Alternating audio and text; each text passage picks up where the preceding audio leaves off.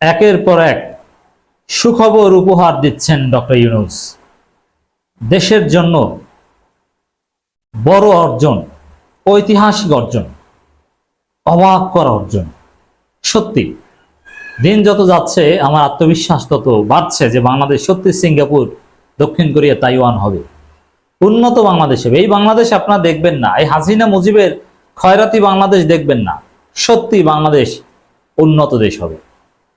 যেভাবে আন্তর্জাতিক সম্প্রদায় বাংলাদেশের পাশে দাঁড়াচ্ছে, এইভাবে পৃথিবীর বিভিন্ন দেশের পাশে দাঁড়ানোর কারণে সেই দেশ উন্নত হয়েছে। দক্ষিণ কোরিয়ার পাশে এইভাবেই দাঁড়িয়েছিল, জাপানের পাশে যুক্তরাষ্ট্র এইভাবেই দাঁড়িয়েছিল।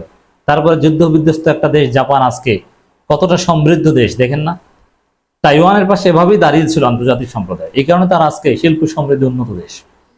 বাংলাদেশ সেদিকে যাচ্ছে। দর্শক, সর্বশেষ একটা ঘটনা, বাংলাদেশের সংস্কারের জন্য $350 কোটি ঋণ সহায়তা দেবে বিশ্বব্যাংক। কোন কোন গণমাধ্যম রিপোর্ট করেছে এভাবে যে বাংলাদেশে সংস্কারের $3 বিলিয়ন ঋণ দেবে বিশ্বব্যাংক। আবার কোথাও কোথাও 350 কোটি, একটু পার্থক্য আছে, কারণ বিভিন্ন সব এক খাতে না, এই কারণে হিসাব নিকাশে একটু গরমিল। এক কথা যদি বলি, মোটা অঙ্কের টাকা, অর্থ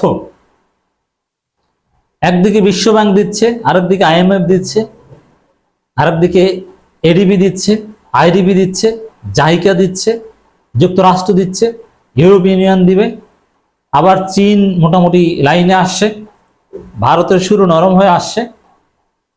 সত্যিও ঐতিহাসিক অর্জন। এত বিপুল পরিমাণ আর্থিক সহায়তা হাসিনা দেশটাকে ধ্বংস করে দিয়ে গিয়েছে, সেখান থেকে উত্তরণের জন্য আমরা যা দেখতে পাচ্ছি, এটা ডক্টর ইউনূস ছাড়া অন্য কারো পক্ষে সম্ভব ছিল না। আর্থিক সংস্কারে বাংলাদেশকে $3.5 বিলিয়ন, $3.5 বিলিয়ন মানে কি? 350 কোটি ডলার, $350 কোটি। আর্থিক কাজ সংস্কারে বাংলাদেশকে $3.5 বিলিয়ন ঋণ সহায়তা দেবে বিশ্বব্যাংক। বুধবার 25 সেপ্টেম্বর নিউ ইয়র্কে স্থানীয় সময় বাংলাদেশ সরকারের প্রধান উপদেষ্টা স্থানীয় সময় দুপুরে ডক্টর ইউনূসের সঙ্গে একটা বৈঠক হয় বিশ্বব্যাংকের প্রেসিডেন্ট অজয় বাঙ্গা। বৈঠকে বিশ্বব্যাংকের পক্ষ থেকে এই ঋণ সহায়তা দেওয়ার প্রতিশ্রুতি দেওয়া হয়। এ সময় বাংলাদেশ পুনর্গঠনে অন্তর্বর্তী সরকারের নেওয়া সংস্কার কর্মসূচির সহায়তায় $3.5 বিলিয়ন বা 42,000 কোটি টাকা সহজ শর্তে ঋণ দেওয়ার ঘোষণা দেন। চিন্তা করেন, 42,000 কোটি টাকা। যদি দুর্নীতির চুরি না হয়, এরকম কয়েকটা পদ্মা সেতু বানানো যায় সেই টাকা দিয়ে। পদ্মা সেতু এটা আওয়ামী লীগের জন্য একটা কলঙ্ক, দেশের জন্য একটা কলঙ্ক। কয়েক গুণ বেশি টাকা খরচ করে বাংলাদেশের জনগণকে বেকায়দায় ফেলে পদ্মা সেতু করা হয়েছে। এর অর্ধেক খরচও লাগতো না ডক্টর ইউনূস যদি এই পদ্মা সেতু করতেন। আমরা তো দেখি যে মেট্রো রেল সারতে 100 কোটি টাকা লাগবে, আর সেটা 1 কোটি টাকাও লাগে না। 350 কোটি টাকা লাগবে, সেখানে 2 কোটি টাকাও লাগে না। 1 বছর লাগবে, সেখানে 2 মাসও লাগে না। এই হচ্ছে অবস্থা। যাই হোক, এটা আমাদের জন্য একটা বড় অর্জন। দর্শক, এর মধ্যে নতুনভাবে দেওয়া হচ্ছে প্রায় 24,000 কোটি টাকা। এর আগে ঋণ সহায়তা থেকে 18,000 কোটি টাকা দেওয়া হবে বাংলাদেশ পুনর্গঠনের সংস্কার খাতে। এবং ভেরি ইম্পর্টেন্ট, কোন খাতে দেওয়া হচ্ছে? বাংলাদেশ পুনর্গঠনের সংস্কার খাতে। মানে বাংলাদেশটা পুনর্গঠিত হচ্ছে, এই পুনর্গঠিত হয়ে ইউরোপ, আমেরিকা কিংবা উন্নত সমৃদ্ধ দেশের রূপ ধারণ করতে যাচ্ছে। বৈঠকে ডক্টর ইউনূস তার নেয়া সংস্কারমূলক কাজের জন্য বিশ্বব্যাংকের কাছে আরো সহায়তা চান। একজন সরকার প্রধানের কেমন হওয়া উচিত? ডক্টর ইউনূস বাংলাদেশে মডেল হয়ে থাকবে। কিভাবে সহায়তা আদায় করতে হয়?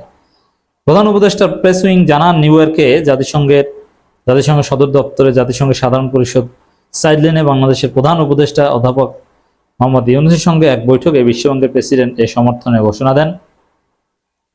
অধ্যাপক ইউনূসের দীর্ঘদিনের বন্ধু বিশ্বব্যাংকের প্রেসিডেন্ট অজয় বাঙ্গা বলেন, অন্তত $2 বিলিয়ন নতুন ঋণ দেওয়া হবে এবং বিদ্যমান কর্মসূচি থেকে আরো $1.5 বিলিয়ন পুনরুদ্ধার করা হবে। দেখেন, বিশ্বব্যাংকের প্রেসিডেন্টরা কি ডক্টর ইউনূসের বন্ধু, দীর্ঘদিনের বন্ধু। সুযোগটা কিভাবে আসছে বুঝতে পারছেন? অবশ্য বন্ধুত্বের খাত দিলে তো আর এমনিতে দিতে পারে না, একটা নিয়ম আছে।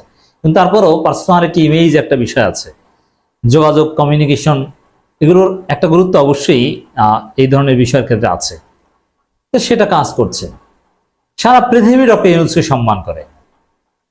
ডক্টর ইউনূস যে কত উঁচু মাপের ছিলেন এটা হাসিনা আমলে মিডিয়ার মাধ্যমে জনগণকে জানতে দেয়নি। ডক্টর ইউনূসের প্রশংসা করতেও তারা সেন্সর করেছিল। কিছু কিছু আমরা জেনেছি বা বিদেশি মিডিয়ার মাধ্যমে জেনেছি, কিন্তু বাংলাদেশের মিডিয়া ডক্টর ইউনূসের প্রশংসা করতে বা তার প্রকৃত সম্মান তুলে ধরতে দেয়নি হাসিনা। এখন আমরা দেখতে পাচ্ছি তিনি কতটা উচ্চ মাপের লোক। তিনি বলেন বিশ্বব্যাংক ডিজিটালাইজেশন, তারল্য, জ্বালানি এবং বিদ্যুৎ ও পরিবহনে সংস্কারে সহায়তা করবে। বৈঠকে ইউনূস অন্তর্বর্তী সরকারের যে ব্যাপক পরিসরে সংস্কার শুরু করেছে তার জন্য বিশ্বব্যাংকের সহায়তা চান এবং বিশ্বব্যাংকে তার ঋণ কর্মসূচি সম্পর্কে সৃজনশীল হতে বলেন। দর্শকের আগে যুক্তরাষ্ট্রের পক্ষ থেকে যে রেকগনিশন অর্জন করলেন এটা ঐতিহাসিক, এরও অনেক তাৎপর্য রয়েছে। এতে টোটাল ইউরোপের সাথে একটা সম্পর্কের দ্বার খুলবে যুক্তরাষ্ট্রের মাধ্যমে, ভারতের সাথে সম্পর্কের বরফ গলবে বাইডেন ইউনূস বৈঠকের ফলে, এবং কানাডার সাথে যা ঘটেছে এবং চীনের পররাষ্ট্রমন্ত্রী থেকে শুরু করে নেপাল, পৃথিবীর বাংলাদেশের সাথে দ্বিপাক্ষিক সম্পর্ক মোটামুটি আছে এরকম গুরুত্বপূর্ণ প্রায় সবার সাথেই ডক্টর ইউনূস বৈঠক করছেন, একসাথে অনেক কাজ করছেন। এই বয়সেও যে কি ভিভিড, কি কর্মচঞ্চল আমরা দেখতে পাচ্ছি। সত্যি বাংলাদেশের জন্য ঐতিহাসিক অর্জন ডক্টর ইউনূসের নেতৃত্বে।